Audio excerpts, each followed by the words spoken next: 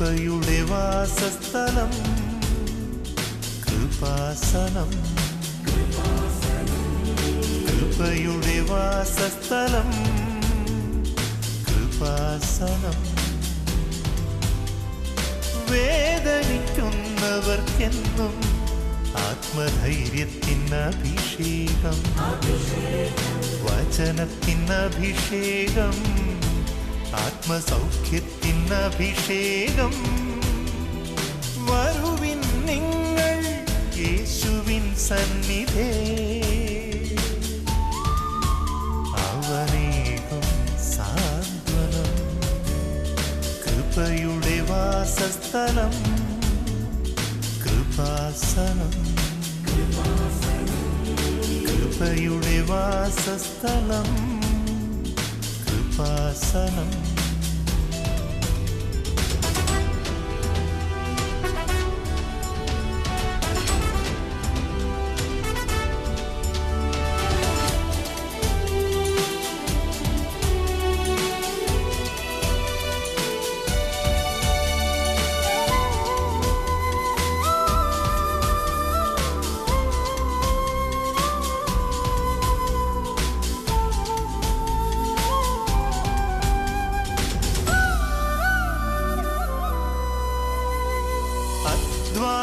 ഭാരത്താലേ തളരുന്ന സോദരേ, സഹനത്തിരമാലയിൽ പതറാതെ മുന്നേറിടാ.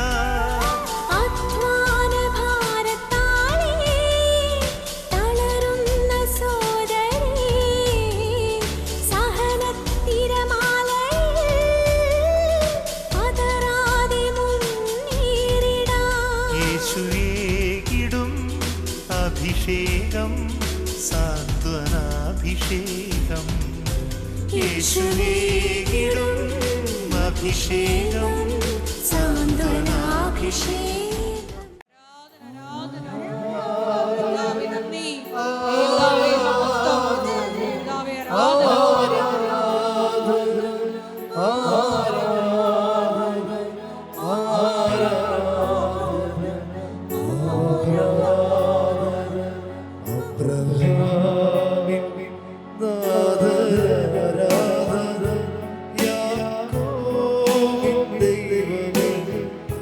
ആരാധന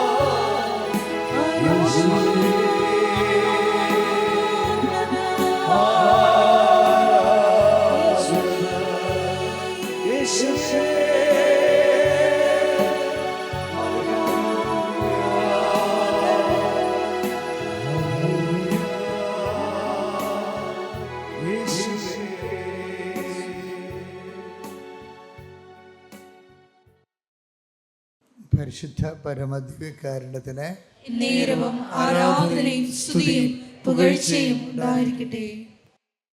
എൻ്റെ പ്രിയപ്പെട്ടവരെ, ഈ കാലഘട്ടങ്ങളിലെ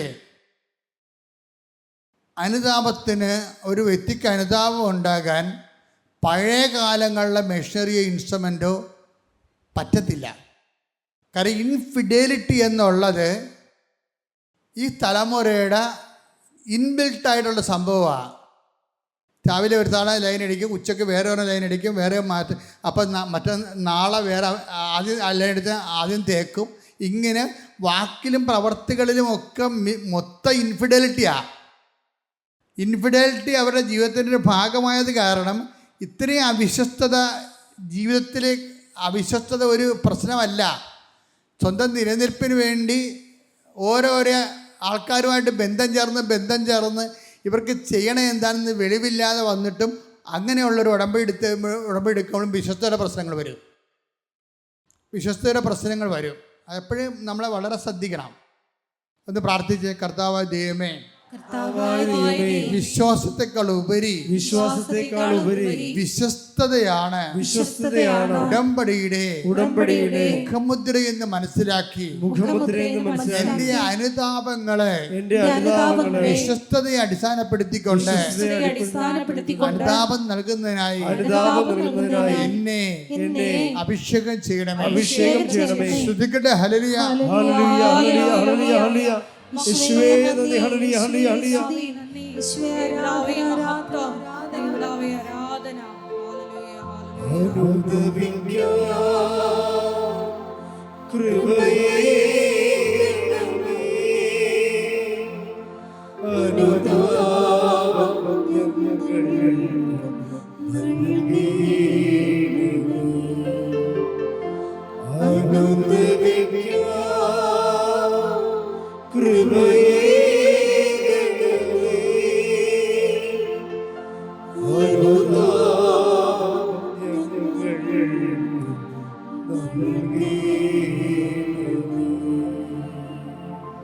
നമ്മൾക്ക് കൃപ മതിയേ എന്ന് പറഞ്ഞ് ദൈവമായിട്ട് നമ്മളീ പകുതി ദൈവം ഉണ്ടാകാം, ചിലപ്പോൾ ഇല്ലായിരിക്കാം, ഉണ്ടെങ്കിൽ ദൈവത്തിന് കൊള്ളാം, അങ്ങനെയാണ് ചില ആൾക്കാരിരിക്കണത്. ചില ആൾക്കാരുടെ ഉള്ളിൽ വിശ്വാസം ഇല്ലേ? ഒരു ആവശ്യം നമ്മൾ പ്രാർത്ഥിച്ച് നോക്കാം, ഒന്ന് അവിടം വരെ പോയി നോക്കാം, ഒന്ന് പഠിക്കാൻ വരെ പോകാം, എങ്ങാനും ബിരിയാണി കൊടുത്താലാന്ന് പറഞ്ഞുകൊണ്ട് കുറേ ആൾക്കാർ ഉടമ്പടി എടുത്തിട്ടുണ്ട്. നാട്ടുകാർക്ക് അനുഗ്രഹം കിട്ടി സാക്ഷ്യം പറഞ്ഞപ്പോൾ അവനും അവളൊക്കെ സാക്ഷ്യം പറഞ്ഞില്ല. ചിലപ്പോൾ എനിക്കും കിട്ടാൻ സാധ്യതയുണ്ട്. അവളെന്ത് പോക്കാണെന്ന് എനിക്കറിയാം, എന്നിട്ട് അവൾക്ക് ഉടമ്പടി സാക്ഷ്യം കിട്ടിയില്ലേ. അപ്പം എനിക്കും ഉടമ്പടി സാക്ഷ്യം കിട്ടുമെന്ന് പറഞ്ഞ ഒരാൾക്കാരുണ്ട്. ഇങ്ങനെയൊന്നും അല്ല സംഭവം. ഉടമ്പടിയിൽ ദൈവവുമായിട്ട് ഒരു പേഴ്സൺ ടു പേഴ്സൺ ആയിട്ടുള്ളൊരു ബന്ധങ്ങൾ വന്നായി കഴിഞ്ഞാൽ ദൈവത്തിന് തോന്നണം, എൻ്റെ മക്കളെ, ദൈവം ആക്ഷേപം ഉന്നയിക്കാതിരുന്നാൽ പിന്നെ മനുഷ്യനെ ആക്ഷേപം. നമ്മൾ മനുഷ്യന്മാരെ ഒത്തിരി വലിയതായിട്ട് കണക്കാക്കാതെ നമ്മുടെ ഉടമ്പടിയുടെ പുറത്ത് ദൈവം ആക്ഷേപം ഉന്നയിക്കാതിരുന്നാൽ മതി. എന്നാൽ പിന്നെ മനുഷ്യൻ ഉന്നയിക്കത്തില്ലെന്ന് ഉറപ്പല്ലേ, അല്ലേ? കർത്താവ് കുറ്റം വിധിക്കാത്തവന് ആരെ കുറ്റം വിധിക്കാൻ പറ്റും? Take the word of God. സ്തുതിക്കട്ടെ, ഹല്ലേലൂയ, ഹല്ലേലൂയ, ഹല്ലേലൂയ, ഹല്ലേലൂയ, ഹല്ലേലൂയ. റോമ 4:8 കർത്താവ് കുറ്റം ചുമത്താത്തവൻ ഭാഗ്യവാൻ. Praise the Lord. അതാണ് വിഷയം. ആക്ഷേപം എന്ന് പറയുമ്പോൾ നമ്മൾ പ്രാധാന്യം കൊടുക്കേണ്ടത് ദൈവത്തിനാണ്. ദൈവം നമ്മുടെ മേൽ ആക്ഷേപം ഉന്നയിക്കണില്ല എന്നുണ്ടെങ്കിൽ നമ്മൾ സേഫ് കോർണറിലാണ്, ശരിക്കും പറഞ്ഞാൽ സുരക്ഷിത മേഖലയിലാണ്. അപ്പോൾ എപ്പോഴും നമ്മൾ ശ്രദ്ധിക്കേണ്ട ഇതാണ്. അതുകൊണ്ടാണ് ഞാൻ നിങ്ങളോട് 2 ആഴ്ച കുടുംബ കുമ്പസാരിക്കണം.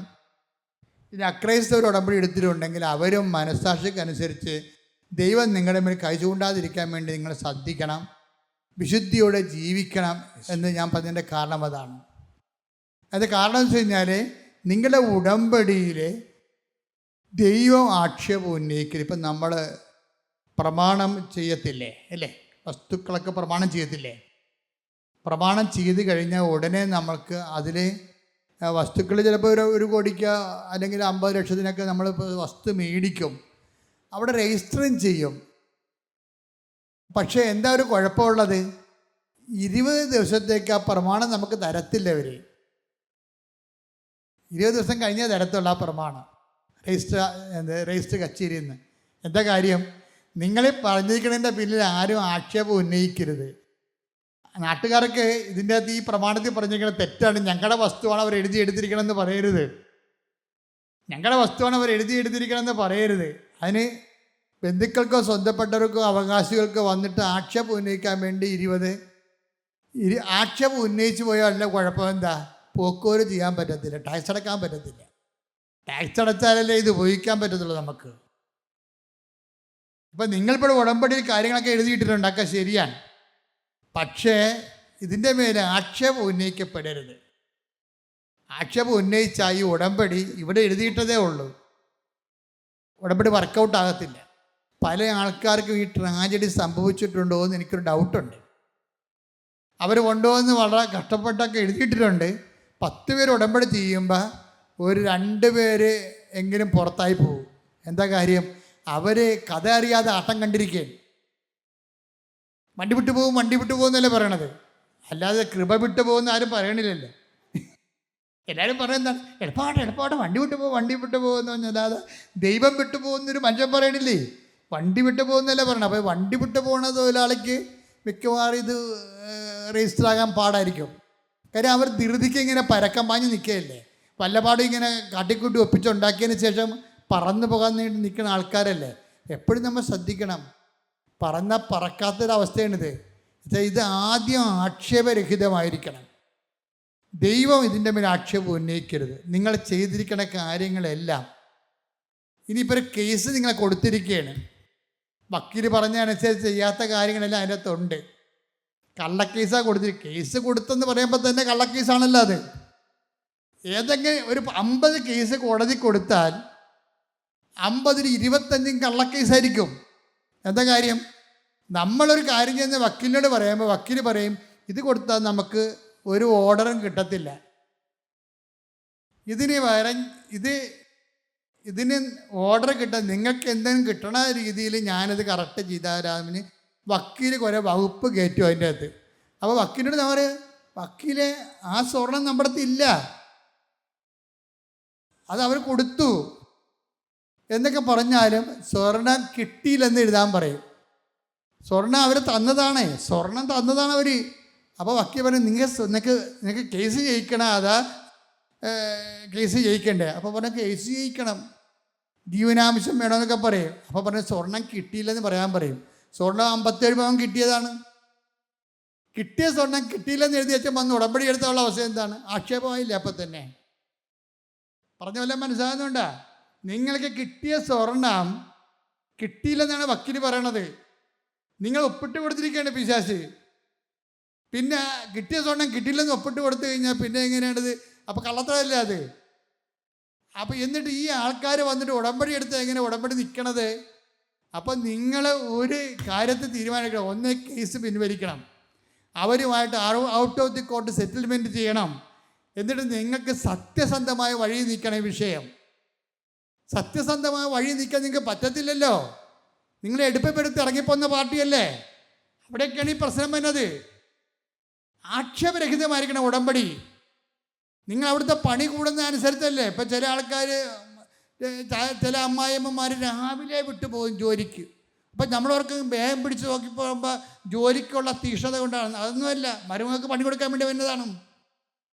ബാക്കി എല്ലാ പണിയും കൊണ്ട് രാത്രി തിന്നതിൻ്റെ കലവും ചട്ടിയും വരെ അവിടെ കിടപ്പുണ്ടാവും. ഈ പിശാച് പോയി കുളിച്ചിട്ട് നേരെ ഉടുപ്പും നോക്കി പൗഡർ ഇട്ട് നേരെ പോന്നിരിക്കുകയാണ് ജോലിക്ക്.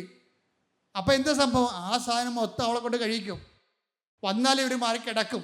ഇത് അമ്മായിയമ്മയും ചെയ്യുന്നുണ്ട്, മരുമോളും ചെയ്യുന്നുണ്ടേ. മരുമോൾ ഇത് തന്നെ ചെയ്യണത്. എന്നിട്ട് വന്നാൽ ഉടനെ മാറി കിടക്കും. കിടന്നിട്ട് കുറച്ച് കഴിയുമ്പോൾ പോയി ഭക്ഷണം കഴിക്കും. അപ്പോൾ പിന്നെ കൊന്തയുടെ സമയമായി. കൊന്തയ്ക്ക് വേണേൽ കൊന്ത ചൊല്ലിക്കൊണ്ടിരിക്കുന്ന സമയത്ത് കൊച്ചിനെ പിച്ച് നോവിക്കും. കൊച്ചു കിടന്ന് കാറും കൊച്ചിനെയും കൊണ്ട് പുറത്തോട്ട് പോകും. അപ്പോൾ കൊന്തേവില്ല, തീർന്നില്ല പരിപാടി. ഇങ്ങനെയുള്ള പരിപാടികളെല്ലാം ചെയ്തതിന് ശേഷം ഈ ഉടമ്പടി ആക്ഷേപരഹിതമാകത്തില്ല. ഇത് കർത്താവ് ഇതെല്ലാം ഇങ്ങനെ നോക്കിക്കൊണ്ടിരിക്കുകയല്ലേ, അപ്പം റെക്കോർഡ് ചെയ്ത് പോകുകയല്ലേ ഈ സാധനം. അതുകൊണ്ട് ഒരുമാരപ്പെട്ട വയ്ക്കുമ്പോൾ ഇങ്ങനെയുള്ള അലമ്പ് പരിപാടിയൊക്കെ കയ്യിലുണ്ടെങ്കിൽ അതൊക്കെ അവസാനിപ്പിച്ചിട്ട് സത്യസന്ധമായിരിക്കണം ഉടമ്പടി. പ്രാർത്ഥിക്കുക, കർത്താവ് ദൈവമേ,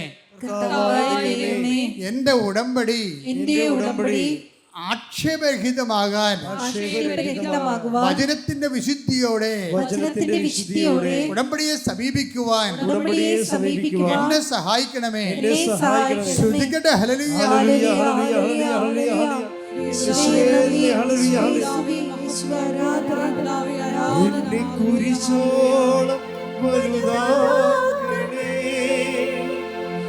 നിന്റെ സ്നേഹത്തിൽ നിഴലാക്കണേ.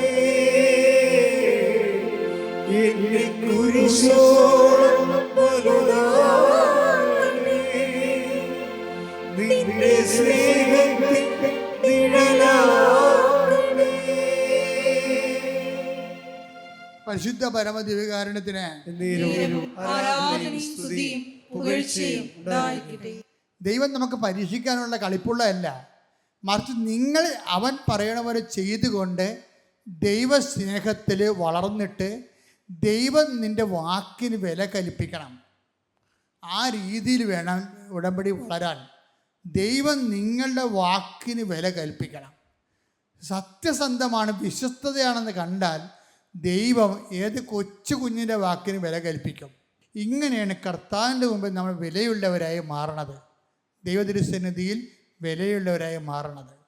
അപ്പം അതുകൊണ്ട് ഉടമ്പടി ഒരു വാല്യൂ ആഡഡ് സുവിശേഷ പദ്ധതിയാണ്. പക്ഷേ അതിൻ്റെ കറക്റ്റ് ഫോർമാലിറ്റി ചെയ്യാൻ വേണ്ടി എൻ്റെ മക്കൾ നല്ല എല്ലാപ്പോഴും ജാഗ്രതയുണ്ടാകണം. ദൈവത്തിന് അവളുടെ വിശ്വാസം സത്യമാണെന്ന് മനസ്സിലാക്കണത് അവൻ്റെ ഉടമ്പടി പുതുക്കുമ്പോൾ വെച്ച നിയോഗങ്ങളും അത് നടപ്പിൽ വരുത്താൻ വേണ്ടി അവളെ കാണിച്ചിട്ടുള്ള ത്യാഗങ്ങളും ദൈവതിരുസന്നിധിയിൽ സത്യസന്ധതയുടെ അച്ചാരമായി മാറി. അതുപോലെ ഉടമ്പടി സത്യസന്ധമായി ചെയ്തുകൊണ്ട് നിലവാരമുള്ള സാക്ഷ്യങ്ങൾ ഉണ്ടാകാൻ ദൈവം നമ്മളെ അനുഗ്രഹിക്കട്ടെ. ശ്രുതിക്കട്ടെ. ഹല്ലേലൂയ.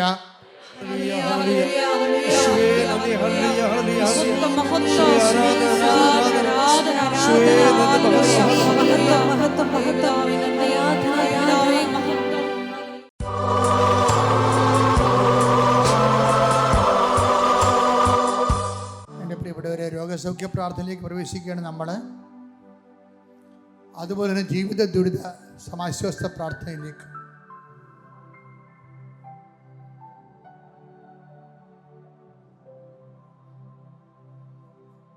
കൈകൾ കൂപ്പി ശ്രദ്ധയോടുകൂടി ഈ ധ്യാനത്തിൽ പങ്കെടുക്കാൻ കർത്താവ് അനുവദിച്ചതിന് നന്ദി പറഞ്ഞുകൊണ്ട് ശ്രദ്ധിക്കട്ടെ. ഹല്ലേലൂയ. ഹല്ലേലൂയ, ഹല്ലേലൂയ, ഹല്ലേലൂയ. യേശുവേ നന്ദി, ഹല്ലേലൂയ, ഹല്ലേലൂയ. യേശുവേ ആരാധന, ഒരിക്കൽ വരേണേ, സദയം തുടരണേ, സുഖമായി എന്നെ പരിശുദ്ധ പരമദിവ്യകാരുണ്യത്തിന് പുകഴ്ചയും എൻ്റെ മക്കളെ, ജപ്തി നടപടികൾ നേരിടുന്നവര്, ജോലി ഇല്ലാത്തവര്, ജോലി നഷ്ടപ്പെട്ടവര്, യുദ്ധക്കെടുതിയുടെ ഭവിഷ്യത്ത് അനുഭവിക്കുന്നവര്, ഇത്രയും വേഗം യുദ്ധം അവസാനിപ്പിച്ചുകൊണ്ട് സമാധാനത്തിൽ ലോകം തിരിച്ചു വരുന്നതിന് വേണ്ടി ശ്രദ്ധിക്കട്ടെ. ശ്രുതികട്ടെ. ഹല്ലേലൂയ.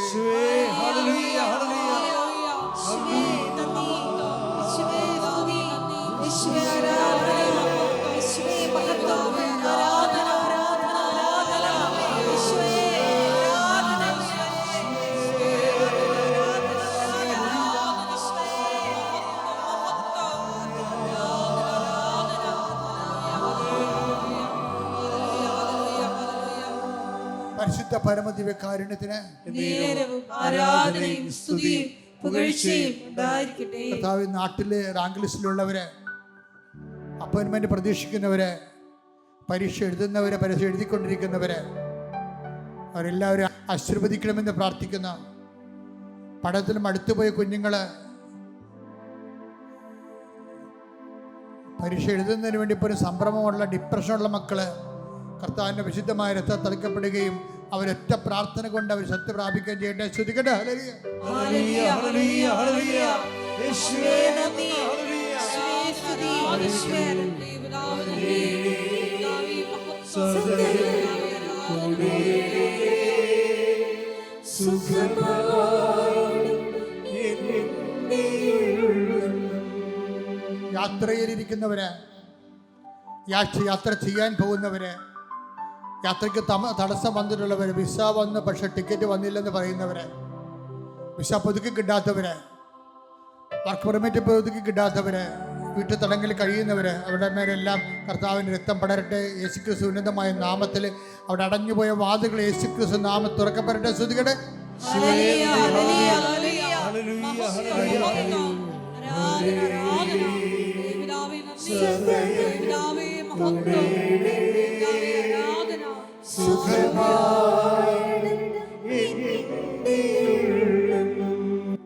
കൈകൾ കൂപ്പി മൗനമായി പ്രാർത്ഥിക്കുക. വ്യക്തിപരമായ ആവശ്യങ്ങൾക്ക് വേണ്ടി പ്രാർത്ഥിക്കുക.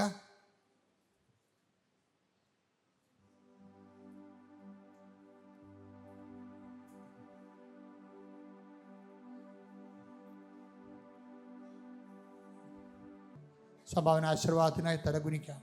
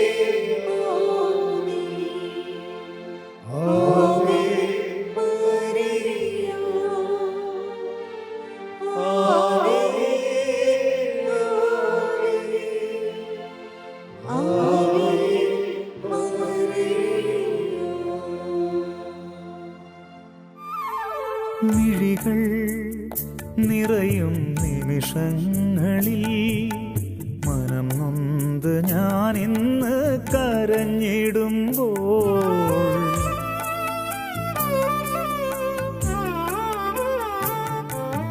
മിഴികൾ നിറയും നിമിഷങ്ങളിൽ